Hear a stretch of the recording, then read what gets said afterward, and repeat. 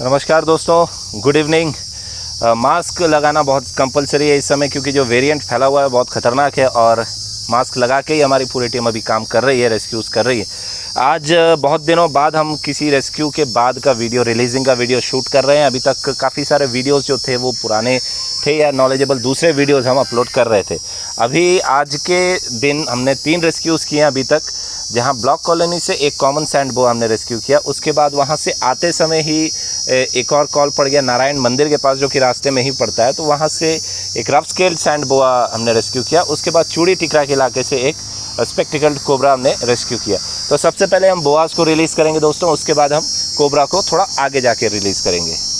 तो दोस्तों इस वक्त आप देख रहे हैं 2 बोआ प्रजाति के सांप, एक जो लंबा है और जिसका कलर मटमैला है, जो अभी फ़िलहाल आगे बढ़ रहा है और फोकस्ड है। ये है रफ स्केल्ड सैंड बोआ, साइंटिफिक नेम इसका गोंगिलोफिस कॉनिकस। और पीछे की तरफ जो है अभी जिसको आप स्क्रीन पर देखेंगे, ये है एक कॉमन सैंड बोआ, एरेक्स कॉनिकस।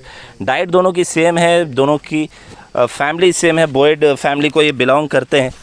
और रफ स्केल सैंड बोआ धीरे धीरे आगे निकल गया है, उसको अपने बारे में ज़्यादा बताना सही नहीं लग रहा है, तो ठीक है, कोई मसला नहीं है दोस्तों। अब ये कॉमन सैंड बोआ यहाँ बैठा हुआ है, तो इसी के बारे में ही बात कर लेते हैं। दोनों सांपों में बहुत ज़्यादा डिफरेंसेस होते हैं, चाहे वो बॉडी का अपीयरेंस कहें या फिर आप इनके मॉर्फोलॉजिकल डिफरेंसेस बोलें। आई बटन पे मैं एक लिंक छोड़ रहा हूँ दोस्तों, जहाँ पर आप डिटेल्ड व्यू देख सकते हैं इनके मॉर्फोलॉजिकल डिफरेंसेस के बारे में।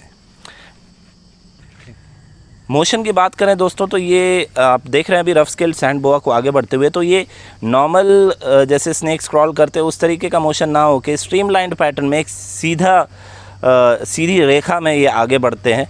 इस तरीके का मोशन इनकी हैवी बॉडी के कारण होता है। ज़्यादा स्लिम एंड ट्रिम ये होते नहीं हैं, इसलिए इनका जो मोशन है वो इस तरीके का होता है। ज़्यादा मस्कुलर होने के कारण इनकी बॉडी स्ट्रेंथ जो है वो बहुत ज़्यादा होती है, और उसी से ये अपना शिकार जो है वो करते हैं। कॉन्स्ट्रिक्ट करके मारना ये पसंद करते हैं, क्योंकि वही इनकी ताकत है। अपने शिकार को अपने जबड़े में दबाकर, जहाँ 150 से 200 हुक्ड टीथ होते हैं इनके मुंह में, उससे ये ग्रिप बनाते हैं बहुत शानदार। उसके बाद जकड़ कर, दम घोट कर अपने शिकार को मार देते हैं। इसके हेड में और रफ स्केल्ड कॉमन सैंड बोआ के हेड में थोड़ा सा डिफरेंस होता है, जहाँ पर अलग से एक उभार आपको दिखेगा इसके सिर पर, जो कि कॉमन सैंड बोआ के हेड पर नहीं होता है। डाइट दोनों की ऑलमोस्ट सेम है, और इनका जो भोजन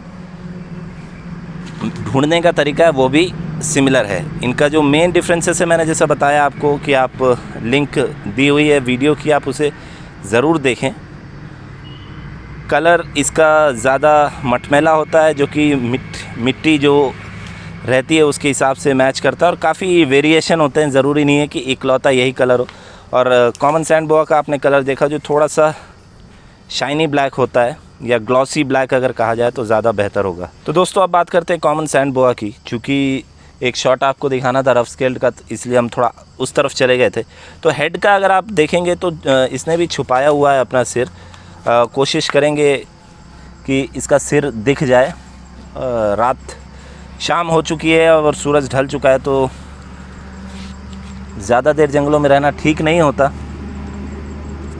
और आप इसका सिर देखें, ज़्यादा जैसा मैंने उभार की बात करी थी, वो उभार इसके में आपसे होता है, ज़्यादा स्ट्रीमलाइन रहता है, सीधा रहता है। चलने का अगर आप बात करें दोस्तों, तो ये भी उसी तरीके से चलता है। हम पोक करके कोशिश करेंगे इसको आगे बढ़ाने की, लेकिन अभी ये डिफेंडिंग पोजीशन में है। और अगर मैं इसे टच करता हूँ, जैसा कि आप देखने वाले, तो एक झटका सा देगा अपने शरीर को।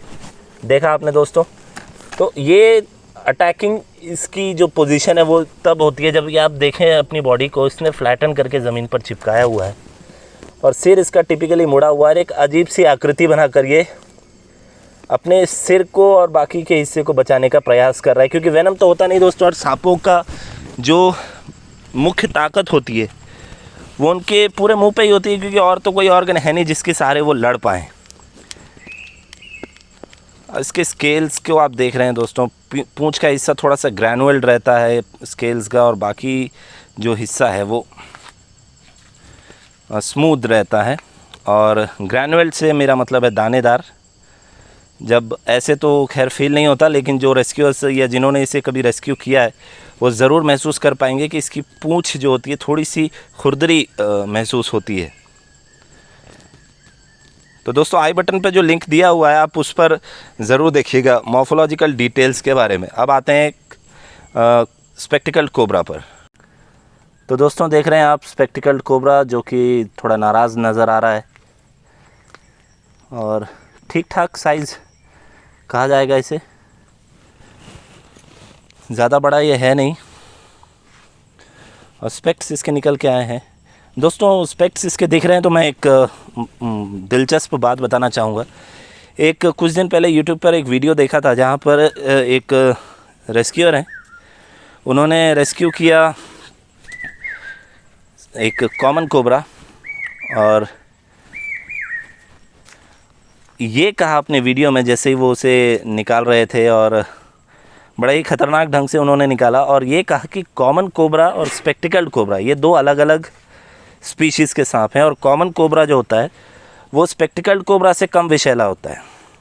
तो ये बड़ा हास्यास्पद था क्योंकि इसे दोस्तों ये जो आप देख रहे हैं स्क्रीन पर इस वक्त, इसे spectacled cobra, common cobra, Indian cobra और बायोस्लेट कोबरा भी कहा जाता है।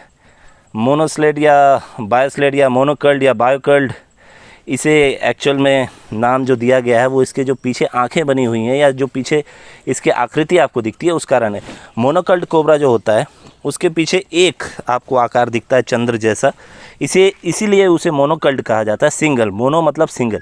इसे बायोकल्ड भी कहा जाता है क्योंकि इसके पीछे जो आकृति बनी है उसमें आप दो चंद्राकार जैसी आकृति देखते हैं, इसलिए इसे बायोकल्ड भी कहा जाता है। Indian spectacled cobra, common cobra, biocellate cobra, ये सारे एक ही स्पीशीज़ के सांप हैं दोस्तों और सभी का वेनम एक जैसा ही होता है।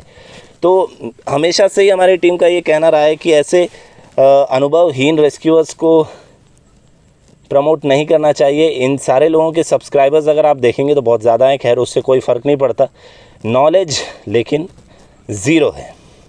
और उस भुलावे में वो महाशय ऑलमोस्ट उस वीडियो में हमने जैसा नोटिस किया 4 से 5 बार उन्हें बाइट होने के चांसेस थे। तो दोस्तों अब इसको जाने देते हैं क्योंकि काफ़ी ज़्यादा अंधेरा हो गया है और अब यहाँ से निकल जाना ही बेहतर होगा क्योंकि वन्य जीव अब शिकार विकार पर निकलेंगे। तो दोस्तों इसी तरीके की और रोचक जानकारी के लिए आप सब्सक्राइब करिएगा snake saver team Asian Dantewada को। तब तक के लिए जय हिंद, वंदे मातरम।